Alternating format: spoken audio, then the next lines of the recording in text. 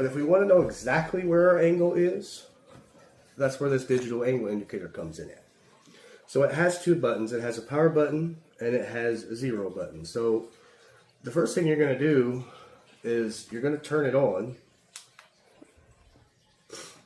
And then you're going to set it flat on the surface that you're working on. So right next to the sharpener. And then you're going to zero it out so that it is sitting on level, even plane with the sharpener itself. Okay. Now, you have a semicircular groove inside of this angle indicator, and it's got a magnet inside of it, as you can see.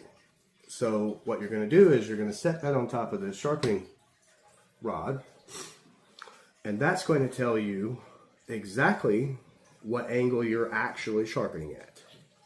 And you can check for overall accuracy by also checking the bottom if you like. And generally there is a very slight amount of variance between top and bottom. As you can see, we're talking about like 1/4 of a degree from top to bottom overall. That's not enough to have any negative effects, especially considering the fact that where you see the variances from the far top end to the far bottom end. So you're going to be just fine as far as where the majority of your sharpening is taking place at. So now the other thing that we can see is that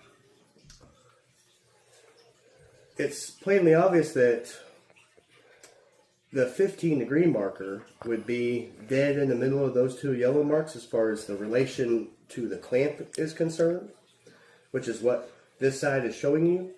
So we can see that our exact angle that we're showing on our angle indicator and the angle that is being indicated here are not matching.